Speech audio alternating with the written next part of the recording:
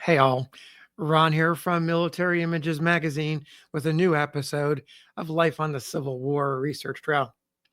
In my recent video titled Eyewitness to a Painful Interview Between Robert E. Lee and Winfield Scott, I shared an eyewitness account by Brigadier General Edward D. Townsend of a terse interview between the two career soldiers who both happened to be from Virginia.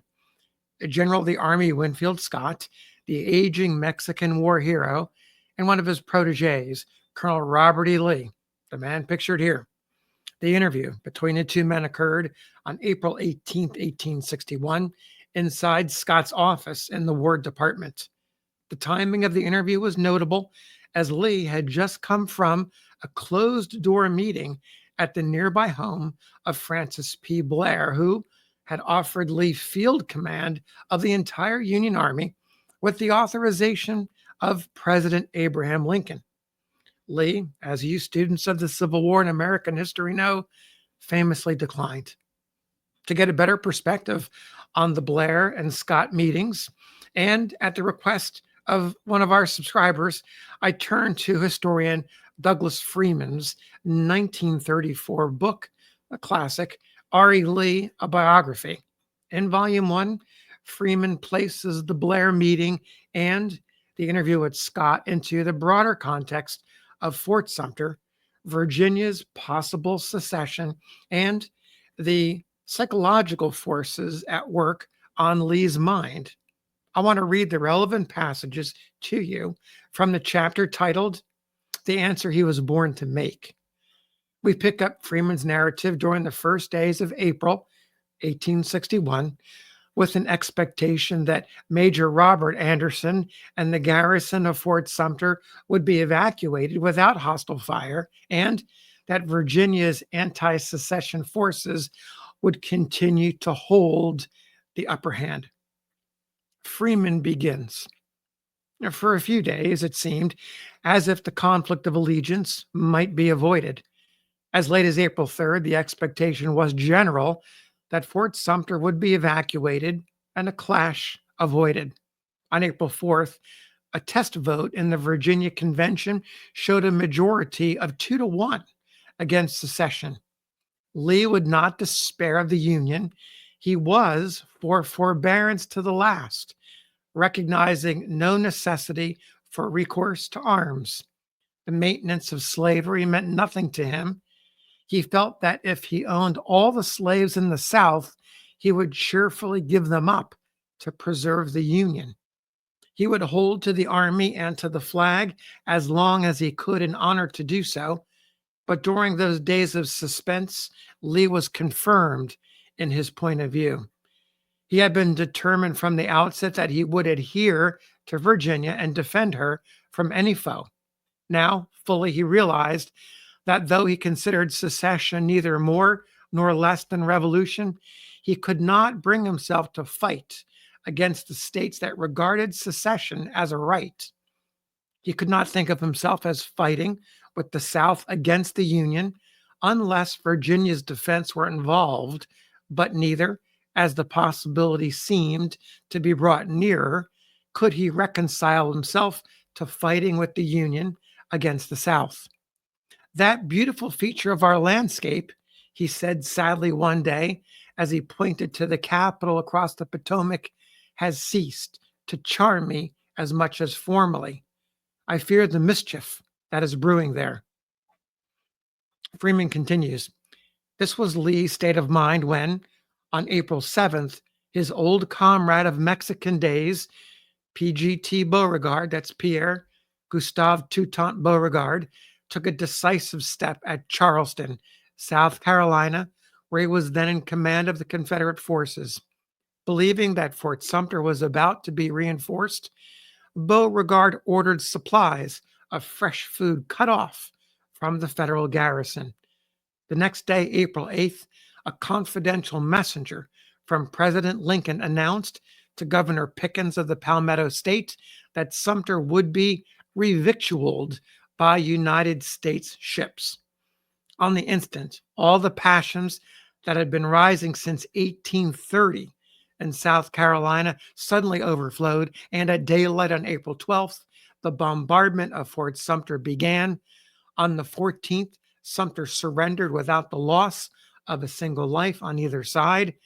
The next day, to a nation that had gone mad, Lincoln issued his proclamation calling for 75,000 soldiers to suppress combinations and to cause the laws to be duly executed.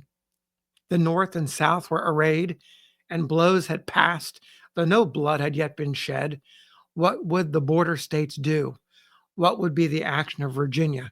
For the answer, Lee turned his eyes from Sumter to Richmond, where the convention was still in session. He was at a distance and knew little of the inner workings of that body.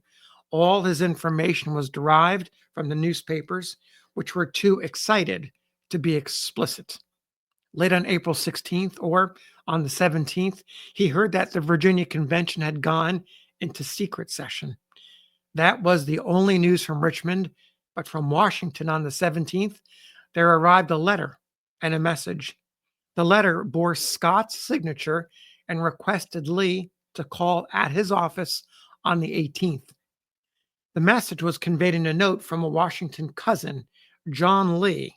It was that Francis P. Blair Sr., a publicist of Lee's acquaintance, formerly editor of the Congressional Globe, desired Lee to meet him the next morning at his house in Washington.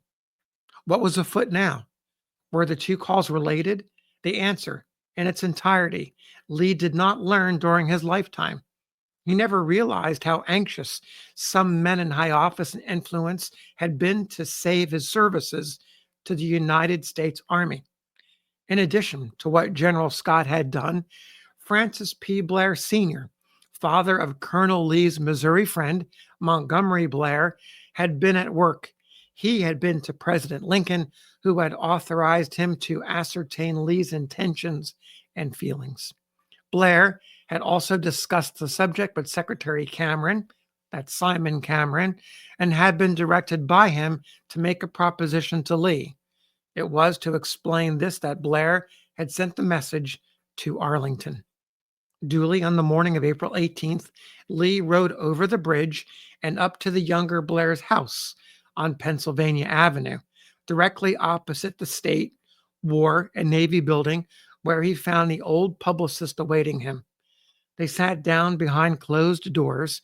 Blair promptly and plainly explained his reason for asking Lee to call. A large army, he said, was soon to be called into the field to enforce the federal law. The president had authorized him to ask Lee if he would accept the command of an army of 75,000, perhaps 100,000 men, opportunity to apply all he had learned in Mexico, the supreme ambition of a soldier realized, the full support of the government, many of his ablest comrades working with him, rank as a major general. All of this may have surged through Lee's mind for an instant, but if so, it was only for an instant. Then his Virginia background and the mental discipline of years asserted themselves. He had said, if the Union is dissolved and the government disrupted, I shall return to my native state and share the miseries of my people, and save in defense will draw my sword on none. There he stood, and in that spirit, after listening to all Blair had to say, he made the fateful reply that is best given in his own simple account of the interview.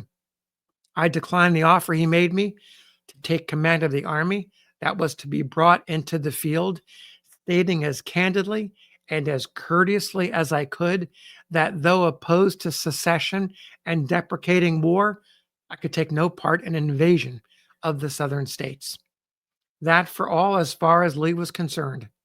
He had long before decided instinctively what his duty required of him, and the allurement of supreme command, with all that a soldier craved, did not tempt him to equivocate for an instant, or to see if there were not some way he could keep his own honor and still have the honor he understood the president had offered him.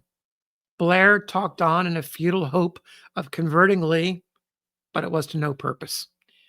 Bidding farewell to Blair, Lee went directly to Scott's office. He sensed Scott's deep interest in his action, and as soon as he arrived, he told him what Blair had offered and what he had answered. Lee, said Scott, deeply moved, you have made the greatest mistake of your life, but I feared it would be so. Deep as was the difference between the two men on a public question that made personal enemies of many lifelong friends, Scott did not stop with this sad observation, but expressed the belief that if Lee were going to resign, he ought not to delay. There are times, Scott is reported to have said, when every officer in the United States service should fully determine what course he will pursue and frankly declare it. No one should continue in government employ without being actively employed. And again, I suppose you will go with the rest. If you propose to resign, it is proper that you should do so at once. Your present attitude is equivocal. So there you have the exchange between Lee and Scott in context to the earlier meeting between Lee and Blair at the behest and the authorization of President Abraham Lincoln to offer Lee field command of what would have been an army of between 75,000 and 100,000 estimated men. All of this, of course, comes on the heels of Fort Sumter, that major turning point in the history of the Civil War and the history of the United States. So thanks for listening. Thanks for the feedback on YouTube that led me to do this episode to put the two meetings into context. We'll see you on the next episode of Life on the Civil War Research Trail.